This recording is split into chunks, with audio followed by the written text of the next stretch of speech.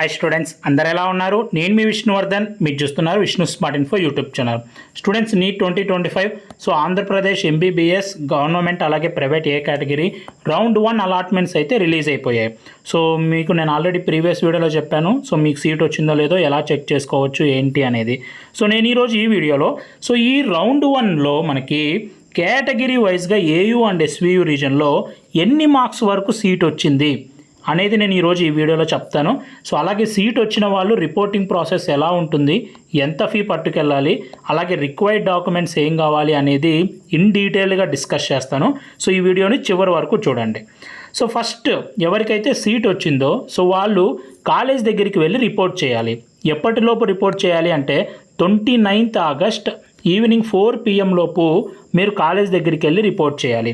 So college దగ్గరికి వెళ్ళి report చేసేటప్పుడు మీరు డాక్యుమెంట్స్ తీసుకెళ్ళాలి, అలాగే ఫీ తీసుకెళ్ళాలి, అలాగే అలాట్మెంట్ ఆర్డర్ అనేది తీసుకెళ్ళాలి.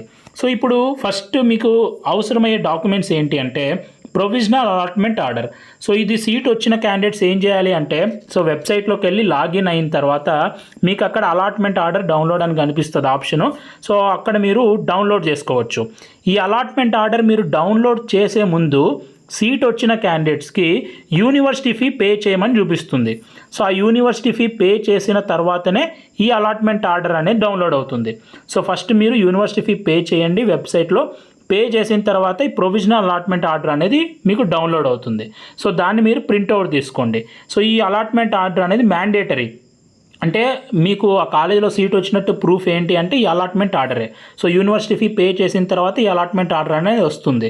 సో ఫస్ట్ ఈ అలాట్మెంట్ ఆర్డర్ అనేది డౌన్లోడ్ చేసుకోండి. అలాగే కొన్ని కాలేజెస్ ఏమడుగుతాయంటే మీ నీట్ 2025 అడ్మిట్ కార్డ్ అంటే హాల్ టికెట్ ఉంటుంది కదా, దాన్ని కూడా అడుగుతారు. సో అది కూడా ప్రింట్అవుట్ తీసుకెళ్ళి మీరు ప్రింట్అవుట్ తీసుకొని అది కూడా కాలేజ్ దగ్గరికి వెళ్ళి తీసుకెళ్ళండి. ఓకే, అలాగే next printout of online application form. అంటే మీరు కౌన్సిలింగ్కి అప్లై చేసిన తర్వాత NTR UHS అని సో మీకు ఒక అప్లికేషన్ ఫామ్ రిలీజ్ అయి ఉంటుంది. సో మీరు ఏం డాక్యుమెంట్స్ సబ్మిట్ చేశారు సో వీటన్నిటికి సంబంధించి. సో ఈ అప్లికేషన్ ఫామ్ ఏంటి అంటే ఇప్పుడు మీరు లాగిన్ అవ్వండి. వెబ్సైట్లో లాగిన్ అయిన తర్వాత అక్కడ సర్వీసెస్లోకి వెళ్ళండి. సర్వీసెస్లోకి వెళ్తే ప్రింట్ ఫైనల్ అప్లికేషన్ ఫామ్ అని వస్తుంది.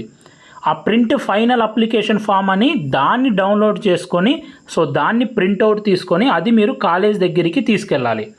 సో మీరు స్టార్టింగ్లో అప్లై చేసినప్పుడు కూడా ఒక అప్లికేషన్ ఫామ్ వస్తుంది, అది కాదు. సో ఇప్పుడు ప్రింట్ ఫైనల్ అప్లికేషన్ ఫామ్ అని ఉంటుంది, దాన్ని ప్రింట్అవుట్ తీసుకొని కాలేజ్ దగ్గరికి తీసుకెళ్ళండి. ఎందుకంటే ఈ ఫైనల్ అప్లికేషన్ ఫామ్లో ఏముంటుందంటే సో ఆన్లైన్లో డాక్యుమెంట్స్ వెరిఫై చేసి ఉంటారు కదా, సో ఆ డాక్యుమెంట్స్ పక్కన వెరిఫైడ్ అని ఉంటుంది. సో అందుకోసమే మీరు ఫైనల్ అప్లికేషన్ ఫామ్ ప్రింట్అవుట్ తీసుకొని కాలేజ్ దగ్గరికి వెళ్ళండి. అండ్ అలాగే student and parents Aadhaar card, ఒకవేళ మీ దగ్గర students and parent Aadhaar card ఉంటే అది కూడా తీసుకెళ్ళండి, ఎందుకంటే కొన్ని కాలేజెస్ అడుగుతాయి. అంటే పాస్పోర్ట్ సైజ్ కలర్ ఫొటోస్ ఒక 10 కావాలి మీ దగ్గర. సో మీరు ఏవైతే అప్లికేషన్ ఫామ్ పెట్టింటారో సో అవి ఒక 10 పాస్పోర్ట్ సైజ్ ఫొటోస్ తీసుకెళ్ళండి. సో ఇది నేను జనరల్గా చెప్తున్నాను, అన్ని కాలేజెస్లో మ్యాక్సిమం అడిగే డాక్యుమెంట్స్ నేను జనరల్గా చెప్తున్నాను. సో మీకు మీ యొక్క కాలేజ్ ఏ కాలేజ్ అయితే అలాట్ అయిందో సో ఆ కాలేజ్ ఏ డాక్యుమెంట్స్ కావాలి అని మీరు తెలుసుకోవాలంటే ఫస్ట్ వెబ్సైట్లో మీరు సెర్చ్ చేయండి. ప్రతి కాలేజీకి ఒక వెబ్సైట్ ఉంటుంది. For example Andhra medical college ఉంది. సో మీరు గూగుల్లోకి వెళ్ళి ఆంధ్ర మెడికల్ కాలేజ్ అని కొట్టండి. సో వాళ్ళకు వెబ్సైట్ ఓపెన్ అవుతుంది. వాళ్ళ వెబ్సైట్లోనే మీకు ఆల్రెడీ ప్రతి కాలేజ్ ఆల్మోస్ట్ అడ్మిషన్స్ అని పెట్టారు. MBBS 2025 2026 అడ్మిషన్స్ అని పెట్టారు. సో అక్కడ మీరు క్లిక్ చేస్తేనే ఏ డాక్యుమెంట్స్ కావాలి, ఎంత ఫీ తీసుకెళ్ళాలి, సో అన్ని డీటెయిల్స్ వాళ్ళు పెట్టారు. సో మీరందరూ ఏం చేయాలంటే కాలేజ్ నేమ్ ఎంటర్ చేయండి, వాళ్ళ వెబ్సైట్లోకి వెళ్ళండి, వాళ్ళ డాక్యుమెంట్ లిస్ట్ అనేది పెట్టారు, అక్కడ కూడా మీరు చూడొచ్చు. సో నేను ఈరోజు ఈ వీడియోలో జనరల్గా చెప్తాను. అలాగే నెక్స్ట్ డిస్కంటిన్యూయేషన్ బాండ్ కూడా తీసుకెళ్ళాలి. సో దీనికి సంబంధించి ఫర్దర్గా మీకు చూపిస్తాను. అలాగే మీరు అప్లికేషన్ ఫామ్ ఫిల్ చేసేటప్పుడు అంటే కౌన్సిలింగ్ అప్లికేషన్ ఫామ్ ఫిల్ చేసేటప్పుడు ఏ డాక్యుమెంట్స్ అయితే సబ్మిట్ చేసింటారో ఆ డాక్యుమెంట్స్ అన్నీ ఒరిజినల్ సర్టిఫికేట్స్ తీసుకెళ్ళాలి. అంటే నేను పైన చెప్పిన ఈ డాక్యుమెంట్స్ అన్నీ ప్లస్ మీరు అప్లికేషన్ ఫామ్ పెట్టేటప్పుడు కొన్ని డాక్యుమెంట్స్ సబ్మిట్ చేసి ఉంటారు. సో మీ rank card, 10th class certificate, intermediate study certificate 6th class నుంచి 12th క్లాస్కి, TC, caste certificate, minority, so అలాగే EWS certificate, so special quota ఉంటే స్పెషల్ కోటా సర్టిఫికేట్స్, సో ఇవన్నీ మీరు సబ్మిట్ చేసి ఉంటారు కదా. సో మీరు ఏవైతే సబ్మిట్ చేశారో అవి మాత్రమే, అవి original certificates plus xerox copies 3 sets తీసుకెళ్ళాలి. ఓకే, గుర్తుపెట్టుకోండి. Xerox copies plus original certificates ఉండాలి. అలాగే student and parent pan card ఉంటే అవి కూడా తీసుకెళ్ళండి, ఎందుకంటే కొన్ని కాలేజ్లో అడుగుతారు. సో మీ దగ్గర ఉంటే తీసుకెళ్ళండి, లేకపోతే ఏం కాదు. సో ఇవి డాక్యుమెంట్స్ లిస్ట్. ఇందాక నేను డిస్కంటిన్యూషన్ బాండ్ అని చెప్పాను కదా, ఆ డిస్కంటిన్యూషన్ బాండ్ అనేది ఇలా ఉంటుంది. సో ఈ డిస్కంటిన్యూషన్ బాండ్ అనేది మీరు 100 రూపీస్ స్టాంప్ పేపర్ మీద నోటరీ చేయించాలి. సో అలాగే విట్నెస్ ఇద్దరు ఇక్కడ వాళ్ళ డీటెయిల్స్ రాసి వాళ్ళ సైన్ కూడా చేయించాలి. ఓకే, డిస్కంటిన్యూషన్ బాండ్ కూడా మీరు సబ్మిట్ చేయాల్సి ఉంటుంది. సో ఫర్ ఎగ్జాంపుల్ నేను ఇప్పుడు మీకు ఫీజు చెప్తాను ఎంత తీసుకెళ్ళాలి అనే దానికి సంబంధించి. సో ఇప్పుడు గవర్నమెంట్ మెడికల్ కాలేజ్లో ఏంటంటే, ఇప్పుడు for example Andhra medical college నుంచి నేను ఇది డౌన్లోడ్ చేశాను. సో 15,000 ఫీ అనేది వాళ్ళు తీసుకొని రమ్మని చెప్తున్నారు.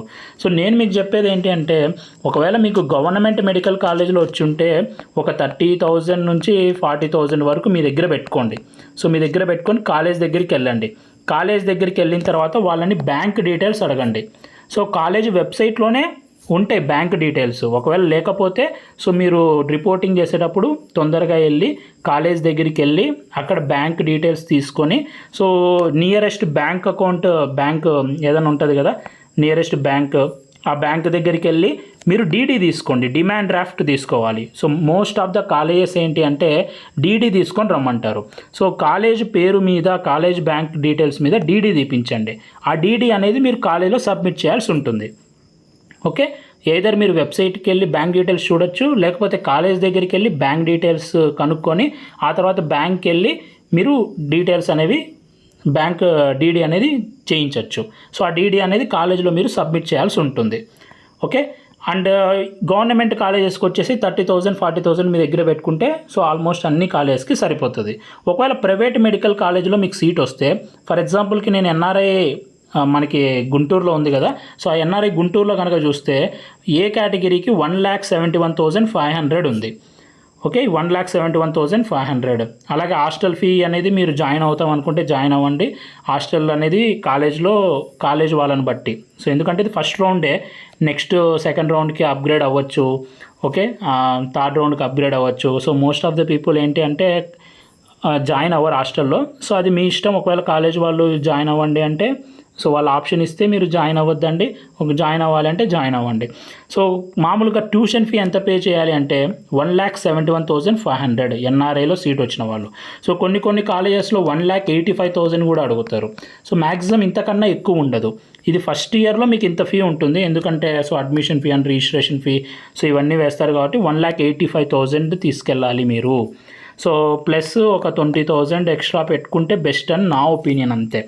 ఓకే, సో అంత మీ దగ్గర పెట్టుకొని సో సేమ్ ప్రాసెస్ డీడీ తీపించాలి కాలేజ్ బ్యాంక్ డీటెయిల్స్ మీద. సో ఇలా బ్యాంక్ డీటెయిల్స్ మీద మీరు డీడీ తీపించాలి. సో ఇక్కడ ఇచ్చారు చూడండి.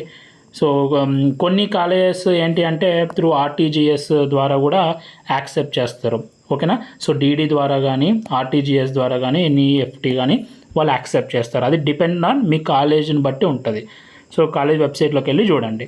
సో ఇవి ఎంత ఫీ తీసుకెళ్ళాలి ఏంటి అనే దానికి సంబంధించి. ప్రైవేట్ అయితే 1,85,000 మ్యాక్సిమం ఉంటుంది, ప్లస్ 20,000 మీ దగ్గర ఎక్స్ట్రాగా పెట్టుకోండి. గవర్నమెంట్ అయితే 30,000 నుంచి 40,000 మీ దగ్గర పెట్టుకోండి. అంటే నేను చెప్పిన ఈ డాక్యుమెంట్స్ అన్నీ మీరు మీ దగ్గర పెట్టుకొని కాలేజ్ దగ్గరికి వెళ్ళి రిపోర్ట్ చేసేయండి. అండ్ గ్యాప్ సర్టిఫికెట్ అనేది మ్యాండేటరీ కాదు. అండ్ ఏపీలో గ్యాప్ సర్టిఫికెట్స్ కాలేజ్ వాళ్ళు అడిగితే సో మీ దగ్గర ఉంటే సబ్మిట్ చేయండి. సో లేకపోతే వాళ్ళు టైం ఇస్తారు, ఆ తర్వాతైనా మీరు సబ్మిట్ చేయొచ్చు. సో గ్యాప్ సర్టిఫికేట్ మ్యాండేటరీ అని ఎక్కడ మనకి లేదు. ఓకే, కాలేజ్ వాళ్ళు అడిగితే సో మీరు దాన్ని సబ్మిట్ చేయండి. ఓకే, సో ఇది టోటల్గా డాక్యుమెంట్స్ సంబంధించి అండ్ ఫీకి సంబంధించి అండ్ రిపోర్టింగ్ ప్రాసెస్ సంబంధించి. సో చూడండి, రౌండ్ 1లో ఎవరికైతే సీట్ వచ్చిందో ఖచ్చితంగా మీరు జాయిన్ అవ్వాల్సిందే.